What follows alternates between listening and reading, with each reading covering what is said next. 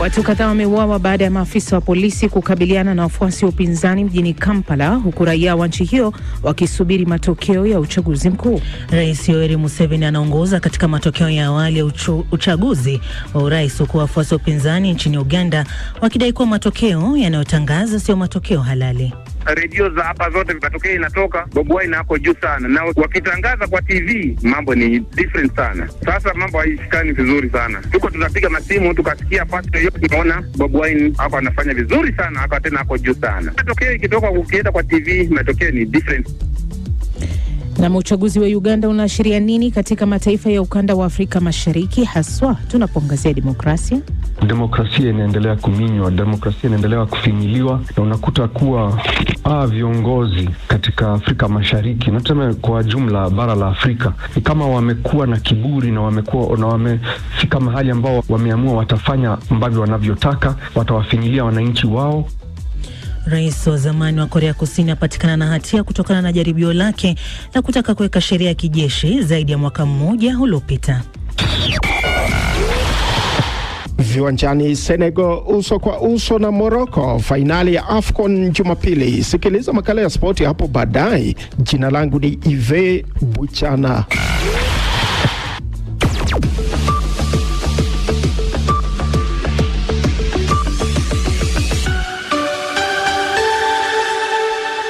Lakini kwanza ni taarifa za habari na Misabela Mwagodi. Serikali ya Afrika Kusini imeanzisha uchunguzi kuhusu kuhusika kwa Iran katika mazoezi ya majini ambayo yamefanyika wiki hii katika pwani ya nchi hiyo, huku kukiwa na ukosoaji mkali kutoka kwa serikali ya Marekani. Taarifa zaidi na Ahmed Bahaj.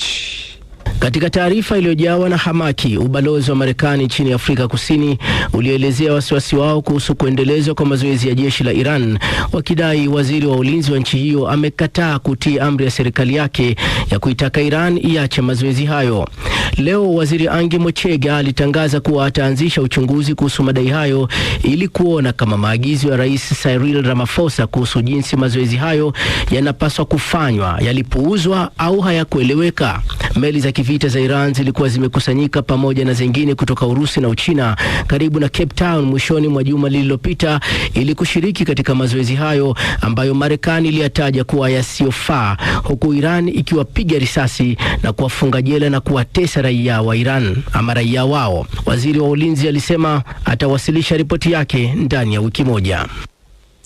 Ripoti zinaibuka kuhusu makabiliano makali kati ya polisi na wafuasi wa upinzani nchini Uganda kufuatia uchaguzi wa rais siku ya Alhamisi. Vyombo vya habari vya ndani vinasema watu kadhaa wameuawa. Kumekuwa na mvutano, huku chama pinzani cha mgombea urais Bobi Wine kikisema kuwa vikosi vya usalama vimezingira nyumba yake huku kura zikihesabiwa.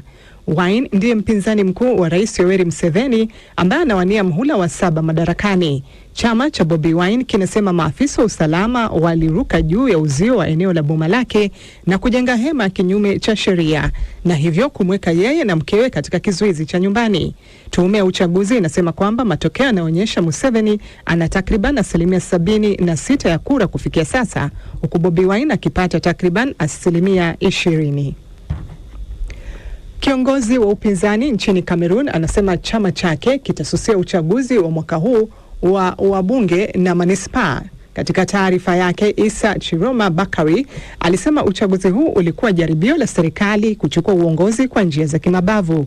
Issa Bakari ambaye yuko uhamishoni nchini Gambia alisema wanachama chake Cameroon National Salvation Front au chama chochote cha kisiasa kinachopanga kushiriki katika uchaguzi huo watakuwa wameshiriki katika kuunga mkono uchaguzi ulio na ulaghai. Licha ya madai ya udanganyifu na ukiukaji wa taratibu za uchaguzi, kiongozi huyo mkongwe Paul Biya alitangazwa rais kufuatia uchaguzi mwaka jana. Muhula wake wa sasa unaishia mwaka 2032 wakati atakuwa na umri wa karibu miaka 100. Familia kadhaa za Uingereza zinaishtaki TikTok kuhusu vifo vya watoto wao katika mahakama ya Marekani. Wazazi hao ambao watahudhuria kesi hiyo katika jimbo la Delaware ni familia za kwanza kutoka Uingereza kuchukua hatua hiyo ya kisheria dhidi ya kampuni hiyo katika mahakama ya Marekani. Peter Mwangangi na taarifa zaidi. Kesi hiyo inadai kwamba mifumo ya TikTok ilikuza maudhui hatari kwa watoto, ikiwa ni pamoja na mtindo ulioibuka almaarufu Blackout Challenge, ambao wazazi hao wanasema ndio chanzo cha vifo vya watoto wao. Mtindo huo ulishinikiza mtu aliyeshiriki kutopumua. Wazazi hao wanadai kwamba kampuni imekataa mara kwa mara kutoa data inayohitajika ili kuelewa mambo ambayo watoto wao walikabiliwa nayo kabla ya kufariki. TikTok inasema inakataza kabisa maudhui ambayo yanakuza au kuhimiza tabia na mienendo hatari. Na serikali ya Myanmar imeanza kujitetea dhidi ya mashtaka mauaji halaiki katika mahakama kuu ya Umoja wa Mataifa huko The Hague. Mwakilishi wa Myanmar katika mahakama hiyo ya kimataifa amedai kwamba wameonewa. Gambia iliwasilisha kesi hiyo ambayo imeshutumu serikali kwa kukiuka mkataba wa mauaji ya kimbari ya Umoja wa Mataifa wakati wa operesheni ya kijeshi dhidi ya watu wa Rohingya katika jimbo la Rakhine mnamo mwaka 2017. Myanmar imedhihirisha mashambulizi yao kuwa ya kukabili ugaidi na wala sio mateso. Mwandishi wa BBC mjini The Hague anasema majaji katika mahakama ya ICJ watalazimika kuamua sio tu juu ya kile kilichotokea, lakini pia lugha ya mauaji ya halaiki inaweza kuenea kwa kiasi gani. Hii ni BBC. Taarifa ya habari za dunia imesoma kwako na Isabella Mwagodi. Matangazo haya ya Dira ya Dunia yanasikika kupitia FM, tovuti yetu bbcswahili.com na kwenye ukurasa wetu wa Facebook BBC News Swahili. Pia unaweza kuyategea sikio kupitia redio shirika mbalimbali nchini Uganda ni Radio Kitara, Radio Paidha na Voice of Muhabura. Tanzania ni Radio Free Africa, CGFM, Classic FM. Nchini Kenya ni County FM, Nyota FM na Mwenedo FM. Jamhuri ya Demokrasia ya Kongo ni Radio Muungano Beni na Lizadil Radio. Ilio kuna mi Sarafina Robi na mwenzangu ni Hamida Abubakar, tukiwa sote Nairobi. Karibu Hamida. Asante sana Sarafina. Tuendelee kuwapasha wasikilizaji ambapo matokeo yaliyotolewa na tume ya uchaguzi leo nchini Uganda yanaonyesha rais wa Uganda Yoweri Museveni anaongoza kwa asilimia kubwa katika uchaguzi katika uchaguzi huo. Taifa hilo lilifanya uchaguzi wake mkuu hapo jana ambapo raia wake zaidi ya milioni 20 walijitokeza kuchagua rais, wabunge pamoja na madiwani. Sasa kuliangazia hili kwa kina, tunaungana na Sami Awami akiwa nchini Uganda. Tufahamishe mengi. Sami, unanipata? Naam, napata vizuri kabisa. Naam, hujambo? Na sasa matokeo ya uchaguzi ya urais, tueleze zaidi kuhusu kinachoendelea katika taifa hilo. Naam, kama dakika 5 tu hivi au 7 zimepita ambapo mwenyekiti wa tume ya uchaguzi hapa Uganda amemaliza kutangaza awamu nyingine ya matokeo kwa siku ya leo. Manake awamu ya kwanza ilikuwa asubuhi, imekuja mchana, sasa ametangaza nyingine. Na Rais Museveni anaonekana kuendelea kuongoza kwa asilimia 76. Namba hii amekuwa akienda nayo tangu jana ambapo awamu ya kwanza ya matokeo ilitangazwa. Amekuwa akicheza hapo 72, 75, 76 na kumwacha mbali kabisa mshindani wake mkubwa Bobi Wine ambaye anachezea kwenye 20 hapo. Pengine matokeo hayo yametoka katika maeneo gani na gani? Tumesalia na maeneo gani mengine?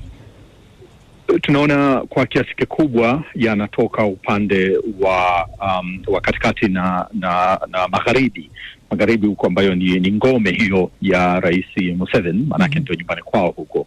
Kwa hivyo tunapoendelea kusubiri, wengi wanatarajia labda ikianza kutoka kaskazini na mashariki inawezekana labda namba za Bobi Wine zikaendelea kupanda zaidi, lakini kwa sasa maeneo haya ni ngome kubwa ya Rais Museveni. Naam, Sami, huduma za interneti zimekatizwa nchini Uganda. Je, pengine umeweza kufahamu maafisa wa tume wanatumia mfumo upi kutuma matokeo yao? Wao wana mifumo yao hapa.